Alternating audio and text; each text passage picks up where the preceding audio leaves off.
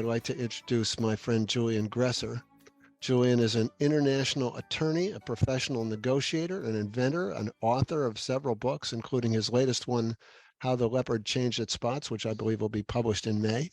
He's an expert in international negotiations and was twice a Mitsubishi visiting professor at Harvard Law School and a visiting professor at MIT's program on science, technology, and society. He's the founder and president of Big Heart Technologies and the Broadband International Legal Action Network, which is our partner in producing this series of webinars.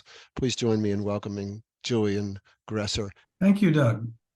My topic today is evolutionary values, a public advocate's and litigator's invaluable resource. Albert Einstein famously remarked, "We cannot solve today's problems with the same kind of thinking that created them." I would add to that, we cannot solve today's problems with the same kind of values that produce them. So what are the values that we will live by that will help us cope, even survive individually, communities, and as a planet in the face of the challenges that we are confronted with today? I define evolutionary values as those values that are critical to our individual, community, and collective survival. In my presentation today, I will illustrate practical applications in advocacy, in the development of rights consciousness, in ordinances, and litigation. We have an existential choice. The corporate world largely, not entirely, and a good section of governments, the federal and state level in the United States and throughout the world, if you peel away and go right to the core value set, it's based on the ancient concept of might makes right. Might makes right, in my view, will take us right over the precipice. We are in the midst, I think, of a great evolutionary transition. Our society and societies around the world are rapidly coming apart. And yet at the same time, we see forces that are coming rapidly and bringing us together. There is an increasing recognition of the corporate world's deep responsibility for social care and action. So I've defined evolutionary values. What then is the crucial test for any decision at any level?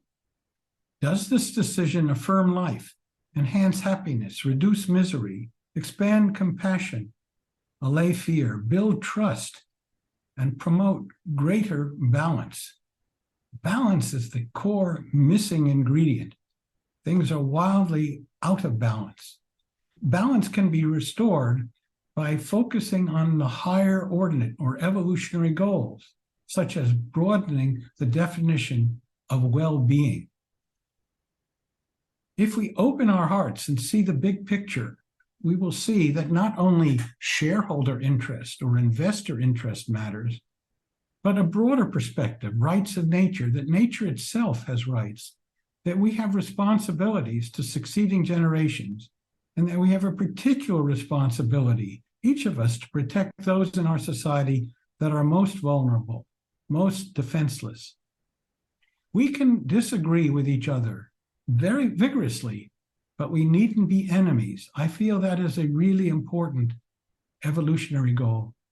And evolutionary thinking is not just simply about staking out positions. It's very much honors and respects process, evolutionary process, and above all, deep, penetrating, but respectful dialogue. So here's my first practical example in public advocacy. This is a very small slice of the problem, but if we can begin to understand the power of the false narrative and begin to develop and rely on evolutionary values, we will give ourselves negotiating advantage. What is part of the false narrative and why is it being used? These corporate actors cannot say, we don't care about the public, although they sometimes do, that the public is mere collateral damage. They can't say that really publicly, that the only thing that really matters is to increase shareholder and investor value. They have to sort of deflect. And so what they do is they actually embrace what you could say are noble values. Our effort is to close the digital divide. This is the purpose of blanketing all of Los Angeles with small cell and macro towers. The vast amount of pages of peer-reviewed studies and assessments of these studies, exceeding 4,000 reports. This scientific record is merely anecdotal. And finally, to characterize these controversies as tragic choices. This is what the telecom companies are arguing. Do you want to close the digital divide? Do you want to have top-level internet service? Well, you must then accede to covering all of Los Angeles with these towers. This is presented as what I call a tragic choice. But indeed, it isn't a tragic choice. It's a false choice masquerading as a tragic choice. And that choice is not between massive cell towers and the vulnerability of the public, but the deep inquiry into alternatives, such as optical fiber to the premises and to the workplace. This is not only a proven, mature technology, there are billions of dollars of federal funding to support it. Thus, what appears to be a tragic choice morphs into an exciting opportunity.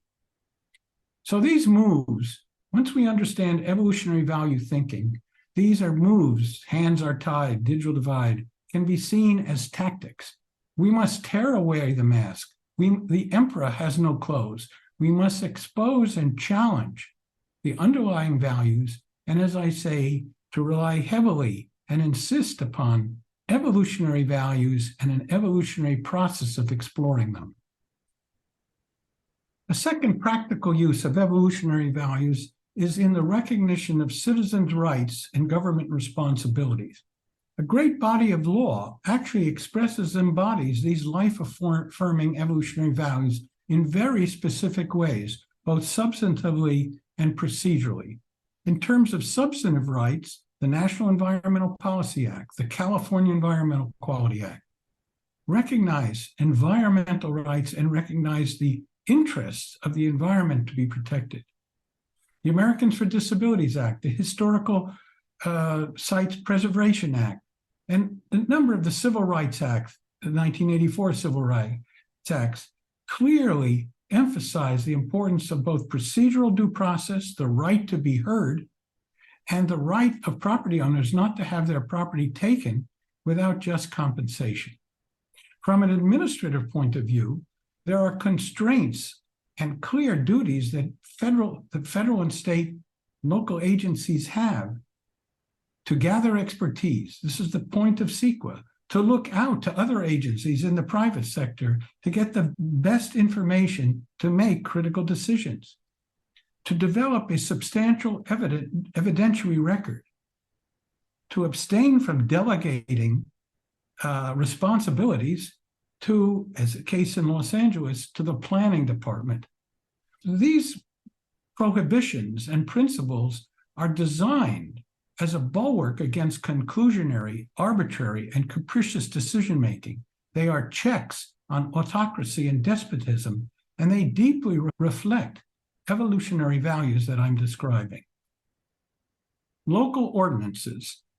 I'd like to discuss for a minute and focus on how evolutionary values can provide meaning and spirit in an ordinance, and I'm suggesting that they be embodied in preambles, charters, and declarations. They will shape the interpretation and the practical application of these ordinances. My colleagues, Scott McCullough and Andrew Campanelli and Odette, have given you some of the nitty-gritty details of checklists and how these ordinances ought to be designed. I'm trying to offer a preamble, to define the spirit of the ordinance, which will shape the interpretation of the implementation. So an intent of the ordinance, it ought to be explicitly stated, is to affirm and advance evolutionary values that recognize the fundamental right of the public to be heard and to exercise informed consent on matters that concern its personal health, property, and well-being. To protect children, minorities, and those who lack the financial and legal means to defend themselves. To rebalance and allocate the risks and costs of industrial hazards to those entities that are imposing these costs on the public. Explicitly to reject the public pays principle, and at the same time to adapt, affirm, and incorporate the precautionary principle and the ALARA principle, which is, in other words, as low as reasonably possible. To safeguard the environment and succeeding generations, and to uphold truthfulness, fairness, and integrity in science and public discourse. Finally, practical uses in litigation. These fundamental principles are being tested in Fiber First Los Angeles et al. Versus LA County. Here we are using the law as a powerful means to advance evolutionary values. We're challenging LA County's arbitrary approval of a CEQA categorical exemption. We're insisting that the people have a right to be heard as a fundamental constitutional right of due process. And in an ancillary action, we are exploring how many property owners in Los Angeles property has actually been taken away without any notice, without any public discourse or public debate, and without any compensation.